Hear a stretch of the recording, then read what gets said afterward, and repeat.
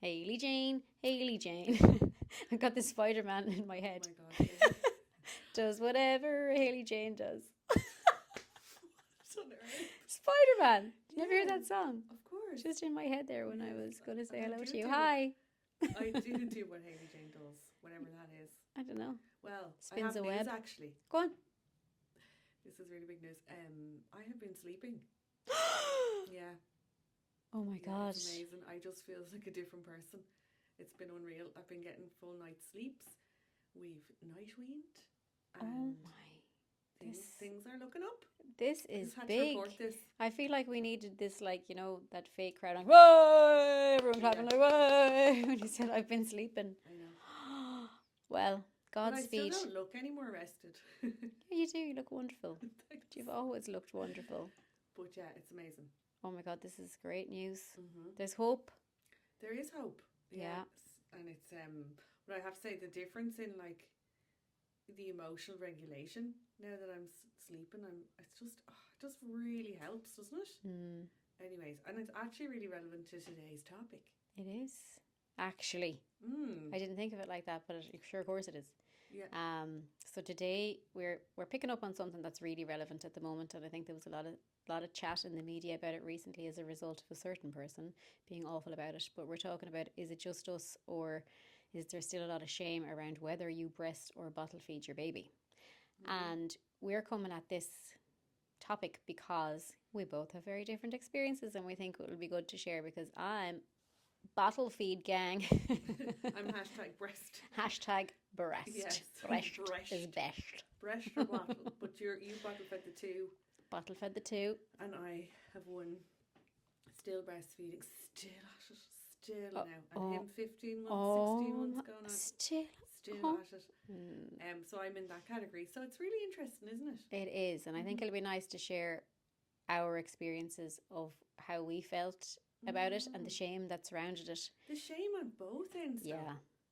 Like it's just you're damned if you do, you're damned if you don't on either. Mm-hmm. That's the way I kind of look at it, because I hear like of friends who've bottle fed as well, and we're like, God, I was nearly embarrassed bringing the bottle to the coffee shop when I had a newborn, and I was like, I was embarrassed because I had to breastfeed in the coffee shop when I had the newborn, and we were both feeling the same thing, Yeah. even though we made different choices there. And I do there's so think much in this, though. though, 'cause Do you sometimes think there is quite a big divide, and I think there is a lot of judgmental people around, like whether you should or you shouldn't. Even yes, mothers, even like I have heard mothers who have bottle fed their babies going, "Oh, jeez, you're on breastfeeding." Like there's a lack of understanding. I or think something. there is, and like there's still a lot of judgment. I'm like, I would like it just doesn't enter my head to ever like ask or judge or care It's none of our or business. give a shite Yeah. if somebody Why has do you breast care? or bottle fed their Yeah. baby. Like, Yeah. what odds? But can we just go back to like, did you make a choice to bottle feed, and it was just what was right for you? Because I know sometimes it's not a choice, and that's the part that it really irks me, that somebody could be judgmental that maybe you bottle fed or breastfed, but you didn't have a choice. You didn't have the choice. Maybe you're parenting alone, and breastfeeding was actually easier, because I have friends that are single parents, and bottle feeding would have been a bit harder actually than just than breastfeeding for that particular situation. Whereas then, so other people, like, they wanted to breastfeed, they couldn't, or they chose to bottle feed. But it's like, if you don't know the situation I know. and you're not in that person's position, and we don't know why the choices have been made, or sometimes the choices was forced upon you for different reasons. Like, it's just like, stay out of people's business. And for a huge amount of mothers, and I'll tell you my own scale in a minute, but for a huge amount of mothers that didn't get to breastfeed when they wanted to, like, it felt so guilty and so bad. And I was like, it didn't work out for me. Yeah. And it's a real big thing. Yeah. And you feel like It's an emotive thing. guilty Yeah. because it didn't work out for you, that you really wanted to do this, and for whatever reason, whether they're in special care or you're not well or they just don't latch or your nipples are fucking killing you, I don't know, like a million different a reasons. million different reasons why it doesn't work out. And then there's always this thing of, I really wanted to but I couldn't, and it's another thing on top of the other things that we have everything else. with motherhood in general. So my story was, I I hummed and hawed a small bit with Elsie because I wasn't sure. And one of the main reasons I didn't try to breastfeed, and being completely honest here, is because when I had Elsie, I still had really huge issues with my body myself. Okay. And I I could barely get naked for the shower, not to mind try and breastfeed my baby around people. Yeah. Like the thoughts of it Yeah. just sent me into it. Like I actually can't do that. Like Yeah.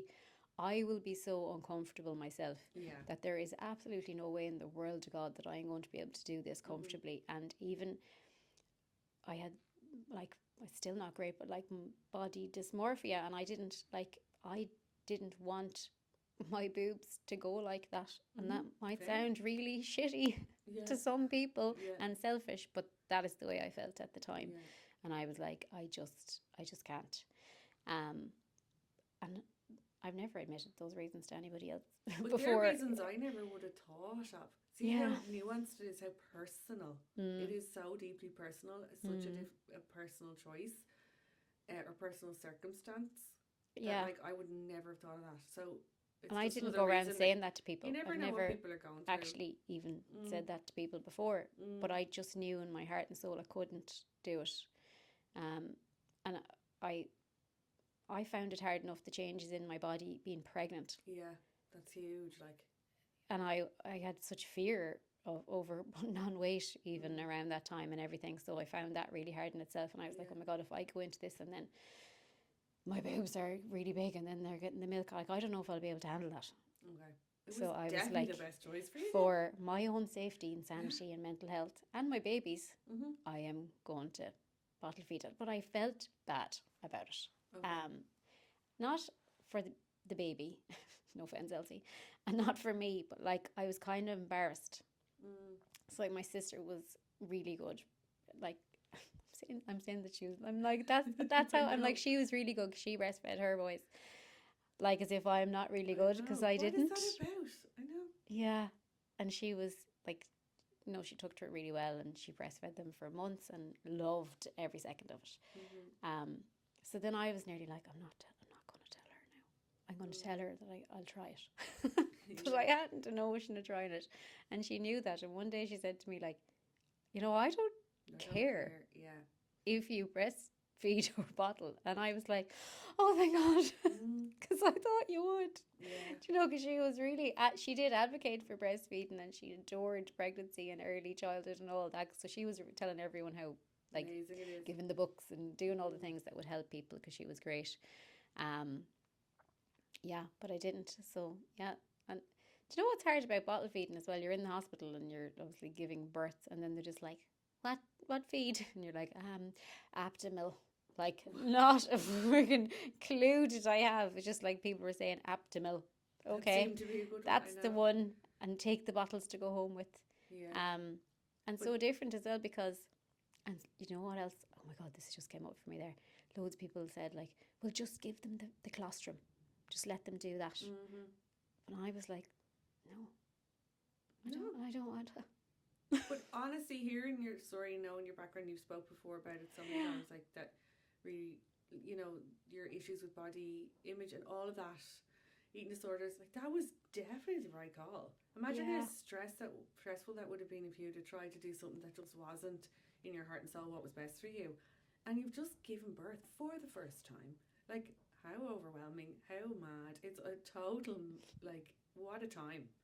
For anyone, it's just amazing and scary and what is going on. And never to mind then this feeding thing comes in, where there's pressure from the invisible people, whoever they are. Invisible people, yeah. Yeah, and I say fair play to you for doing what was right for you. But I always felt bad, though. I did. Like in ways. Your sister was so good. I know. She like, I know, and I wasn't. She was your baby. I know. She's benefited from that, like. Yeah, and actually James gave both of our children their first feed. That's lovely. Do believe. Yeah. There's something in that lovely. can do the feed. Yeah, and obviously that's, in my opinion, much easier for me, like. Yeah. Because, well, he could do all the feeds if I wanted him to. And it was maybe, I don't know. Not that I wanted him to do all the feeds, but like he could, or but if you needed, someone or else could anyone feed them. else could. That's the part. Yeah, go on anyway. Fill us in on yours. Well, I definitely felt the pressure as well to breastfeed, and like I just wanted to kind of explore it. I definitely wasn't sure, but I did a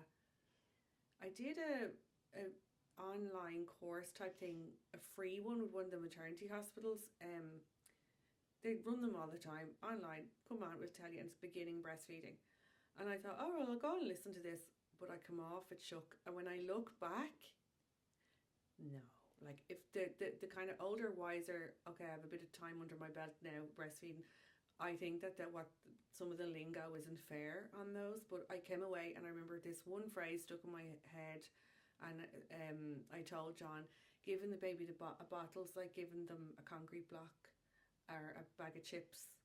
That's why they'll sleep better. But if you breastfeed them, it's like giving them a superfood salad. Now, what do you want for your baby? And I just went, I'm going to have to breastfeed. I'm going to have to do it. I can't be giving them chips. Like, literally. Chips. That shouldn't be said now, okay? And I was just, when you're just so, like, naive. And, like, I was drinking in information, preparing to give birth to this miracle baby, like, that I was going, right, I have to do the superfood salad. That just stayed with me. I don't think that's fair to say to people. Now, looking back, I feel like I would have, if that was me now, I'd be like, hold on. You know what I mean? That's not fair. There's nothing wrong with formula, and it's beneficial it's fantastic for babies to have that. So anyway, I put myself under a lot of pressure to breastfeed, and then in the hospital, so I had harvested colostrum as well. I was going up to those bloody classes as well in the maternity hospital. Yeah, I did all that. I had like bags and bags of colostrum. That wasn't a thing when I had mine. Yeah, they would get me harvested into syringes. Look, in the end, because I had a really traumatic birth and I ended up in what's it called?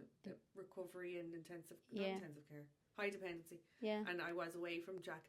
They gave him the colostrum and it served its purpose, So I'm glad, I'm very grateful that was the case, and we were able to feed him when I wasn't there, kind of before I had recovered. But I remember then those first few nights, I was very much like, no, I'm bloody breastfeeding. I'm giving this child the superfood salad, like, and I'm sorry. Jesus, it's ridiculous. Superfood salad. But I was so in that, when you're so in it, and the blinkers were on, like. But I remember the nurses and stuff coming into me, and I was like, oh, he won't latch, and it's this and it's that, and I remember sweat rolling down my back, like trying to get him to latch, and he was crying, and like, yeah, he's hungry. We're like bringing in a bottle, and I go, no way, bad bottle. Like, what? Oh. And then I remember one of the nurses being like, now don't feed him for more than 20 minutes, and then, watch the clock. You have to take him off the breast, or he's going to use you as a dummy. And then another nurse would come in and be like, leave him feed for 45 minutes because he's going to need to learn this sucking motion, and he's not strong enough yet. And then another nurse would come in and be like, no, your latch is wrong. So what you need to do, and I literally was just in tears. I was sore, like the hormonal changes of the milk coming in. And then I asked to see the hospital lactation consultant because I was a bit in a stressor, like, and we were being checked out. I was in hospital for a week, so I had a bit of time. I had a lot of people telling me different things. But by the last day, she came to see me, and she told me that I had to give him probiotics and feed every 3 hours only. Now that was the wrong information. That's not true either. So I went home, my head was about to burst. At that point, you know what? Looking back, I feel like now if that was me, I'd be like, you know what? I'm not going to breastfeed. This has just been so stressful already. But I stuck with it. And I got another lactation consultant. I went to the Lesh Leak stuff. I had bleeding nipples. I had all sorts of things happening. Ouch. But I stuck with it. I really wanted to stick with it. I just think it was some sort of ingrained thing that it was just, I don't know. Anyway, thankfully that was probably just the first 2 weeks. And I also have a friend who's a lactation consultant. She was like you're doing really well. It doesn't feel like it. Stay with it if you want. Also you can combination feed. You don't have to just. I know, and there's shame around that then too. Yeah. But I did. So we started giving him one bottle at night, about 5 weeks, and was that formally now or booby milk? It was expressed milk, but I wanted him to be able to take a bottle because I realised, Jesus, this is around the clock. Like you're just on all the time. Yeah. And John couldn't feed him, and it was a lot. And in saying that, when I got into the groove, I did enjoy it and like it, and it's very easy. Like when you're on a plane or when your baby's crying, like it's an instant soother for them. And I've gotten to the point. I'd say around between 6 and 10 months. I was like, I'm done. I think I want to stop now. And that's where it all came up again and running into problems because it's so hard to find information about weaning and around like how to stop. Because it's a big part of his life. And if he's breastfed to sleep all the time, well, how does he fall asleep without it? Yeah. But he wasn't really taking a bottle, but he kind of did. Now we combination fed for a good while, but essentially he was still feeding through the day and for naps and all. So it was all on me again. And I remember ringing my lactation consultant. She said, I don't do weaning. I only do latching and stuff early days. So it's like, well, where do I go for information? Honestly. So I found it really hard. I said to John, if we're ever lucky enough to have another baby, I don't think I would breastfeed. Really? Do you feel like that now? I feel I got so bogged down with it. And so, yeah, I just got so sucked into the narrative of it or something. Pardon the pun. Oh my God, I didn't even hear that. I didn't even notice that. Sucked into it. But I did. I just got so, I don't know, like even other things in the pregnancy, but the hypnobirth and all, I really got drawn into that stuff. And it is an amazing thing. But so is feeding your baby with a bottle and gazing into their eyes while you're feeding them with a bottle. I don't know. I honestly think there's been times when I felt so depleted, so tired, like so just overwhelmed, that it probably would have been really beneficial for Jack if he had a mammy that was sleeping better ages ago and that wasn't as tired or depleted ages ago. Yeah. Not now. Like we only just night weaned him and I'm only just starting to sleep. What if I was sleeping for the last year and he was sleeping a bit better because he was able to go sleep himself and he wasn't relying on me to soothe him every 2 hours? I never thought of it like that. So I do think like I have a different perspective on it now, and it's a really, it is no joke. It is all the time, and you're the only one that can feed them. So I remember even trying to go to the hairdresser, and like again, I remember texting my hairdresser, how long will it take? Because I'll need to feed the baby, and she's like, well, bring the baby with you. And I was like, but it's too much of a drive in the car because it's like 40 minutes away. And then if my mum comes, she could take him, but she'll have to bring him to me, and like you can't. So I feel like the matrescence thing or the loss of yourself, the things like you're just like, I just want to get my hair done. I just want a little bit of a walk for myself. It's like, but what if he needs a feed? Because you're feeding on demand. It's not like, he has a feed at 3 and then he has a feed at 6. I don't know when he has a feed. I have to be there.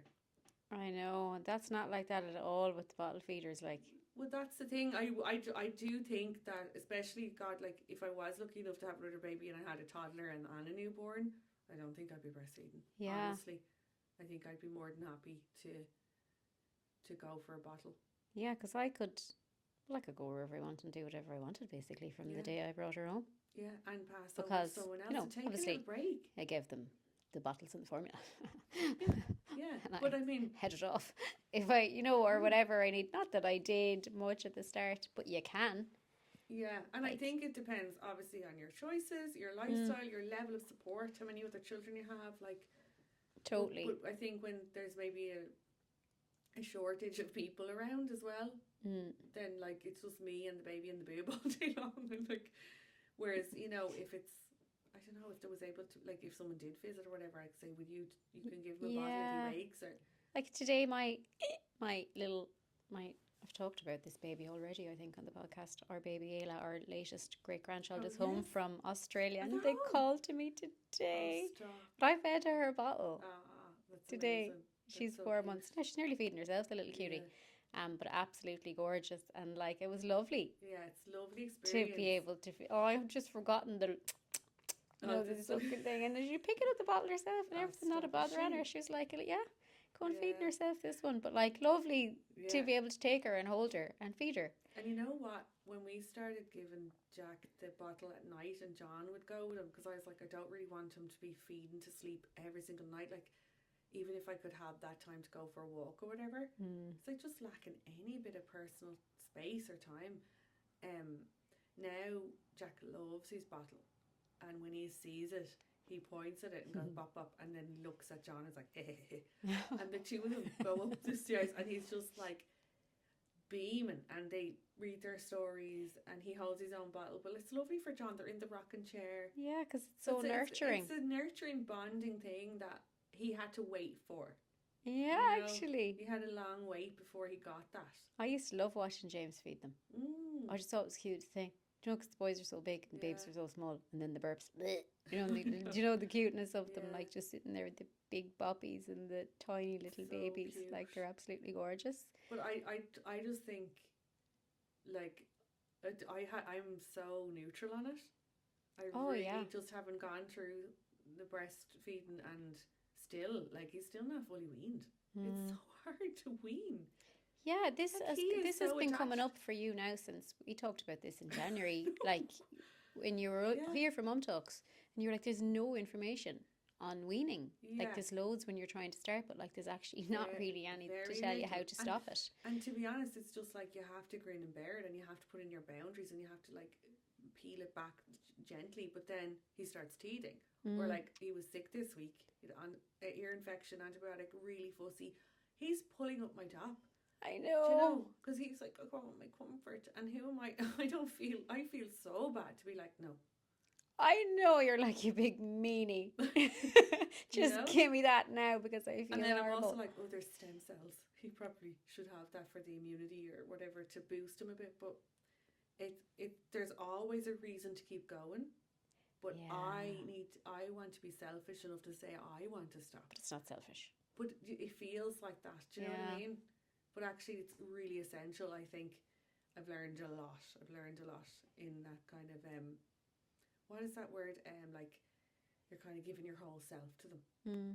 But it's like no, that doesn't actually work. That doesn't benefit them actually, because it's at the cost of too much for your well-being. You know. Yeah. And your sleep and all that. Like that's been torture. Yeah, you found that really difficult. Like. Yeah. I remember the first time my sister, my sister's older than me, so my nephews are like 15 and she's early 16 and 13 or whatever. But I remember our first laddie that's going to be 16, and sure, it was all new to me because I had never seen anybody have a baby, and sure, the best auntie in the world ever, and I'm obsessed with him, still am. And them all, they're so cute. But I remember she was using the breast pump one day in the house, and she was just sitting there, you know, and obviously it's your sister, and I was like, okay, what? Okay, first of all, you're a cow. And I was like, what actually happens here? And I could not believe, because like I was up like hawking at her nipple as it coming out, and there's like all these holes. I never knew that happened. Debbie. I was like, oh my god, what the hell? Seriously. It squirts out like of all these holes. I thought it came out middle nipple, and that's where it came. This is so funny, because when I'd say I was literally 9 months pregnant. My friend Donna, like, she's unreal. She's after giving me so many clothes and all this, because she's 3 boys, and she'd be dropping up clothes, like, I hadn't to buy anything. And she was dropping up, she's like, well, I drop you up my breast pump. Like, obviously change parts if you want, but the actual pump itself, and then I have bottles, I have all this. And she dropped it up, and I was like, but how does it work? And then I said, look, I'm really embarrassed saying this to you, but I don't think I'm going to be able to breastfeed after all that and all these courses I'm doing. And she's like, why? And I said, I don't have a hole in the middle. I don't have a spout, like a spout. I don't have like a, you know, like a hole. Like a hole. In the teeth of a bottle, there's a hole. Yeah. And she's like, oh my God. That's what I thought too. She was, watch this. She was still oh my God. Her youngest. She just sprayed in the air, and it came out like a spray out of, you know, a multi-hole bottle type thing. And I went, oh. It's like, you've loads of holes, don't worry. Crazy. Didn't know. Crazy. I want to know. I want you to email us to tell us if you knew that. Did you think you only had my granny is going to kill me over this as well, over not knowing this, because I admitted at a Mum Talks that I didn't know what my vulva was either until a few months ago, and she was like, it the wrong thing. What is wrong with you? I didn't know whatever. And I'm like, well, I just thought it was all a vagina. Like, No. I didn't know we had a vulva until there was information on it. And I Until also people didn't start know that saying it. there was loads of holes in your nipples either. Yeah. Till I saw my sister pumping her But milk. it's wild. I was like, I was fascinated. But It's there's like, so much this is fascinating insane. stuff about the breastfeeding as well, like the way the milk changes with you, or like if he's sick, it will change to give him the immunity. Like, it is incredible. Yeah. But it's also an incredible toll. I'm sorry, I'm just being honest. Yeah, but it's a like, you huge can toll. be, and you don't Yeah. have to be sorry for being honest about your journey. Yeah. And I think even if you did it for a day, a week, anything, I feel like I would just take that pressure and perfectionistic thing away for myself. If I could talk, if I could go back and speak to Hayley who gave birth, I'd be like, you don't have to do it all. You're all right. Like, leave it go. I know. It's all right not to do this. Yeah, and like, pro-choice, lads. Pro your own choice. Yeah. Genuinely, like, whatever you feel is right for you. It has to be. And like, I do feel bad for the people who it doesn't work out for, like we said earlier. And come here now, let's tackle this Karen Millen business. I know. When That I really saw upset that, me. yeah, did it? It did, because I'm in that category of, if anyone doesn't know, Karen Millen basically said that breastfeeding beyond 6 months is selfish, weird. What was some of the other words? Like, it doesn't benefit the child, and it's selfish on the part of the mother. Yeah, and it affects their attachment. Which is all incorrect. Like, alert, this is incorrect news. Like, it is not founded on anything other than her opinion, but it's also the opinion of a lot of people. Yeah. And there's a lot of cringe kind of that goes on, I think. Basically saying that mothers continue to feed out of their own need. Yeah. Like, to feel wanted or something. I don't know. It was very strange what she said. And it's a horrible thing to hear, but I do think that's an opinion that's out there for sure. And not just with the older generation. Like, a lot of people are like, ugh, toddler, ugh, has he not got teeth? Like, I know. It's still feeding him. Like, that is there. That is a narrative. It is a narrative. I do agree. I don't think that's gone away. If I'm really honest, I might have had that narrative when I was younger, like before I even thought of having kids. I might have been like, oh, that's a big baby for a breastfeeding. Like, what's going on there? Because you just don't see it in Ireland. You don't see a lot of that. Or when I was growing up, I didn't, I guess. No, you don't actually. So it's a bit like, oh, is that weird? And that's what she was saying. You know, and it was horrible. I felt it was really shaming and judgmental and incorrect and past remarkable. And I thought, do you know what I thought was really odd? Why the hell was she being shown this video by your one Vanessa on this thing? Like, she brought that in to shame the mother. That's why she showed the video. Yeah, the video was of a lady with a large. It was a baby who was probably 3. It was an older child tall. And was breastfeeding. It was kind of like, what you think of that? But like, she didn't show that. Why was that even up for discussion? I don't know. And then again, I don't know, that's the internet though. Like, if it's on the internet, they're going to discuss it. But I just thought that was a really low blow to show that and be like, what do you guys think of this? It's nobody's business. Let's not judge this lady and how she feeds her baby, whatever age they are. And you've no idea as to why behind the reasons of them feeding. Yeah. Like, my friend who's a midwife, she always just says, look, fed is best. Yeah. Whatever. Yeah. You feed your baby whatever way that you can feed your baby. Hopefully that they will take the feed from you in whatever way they get it.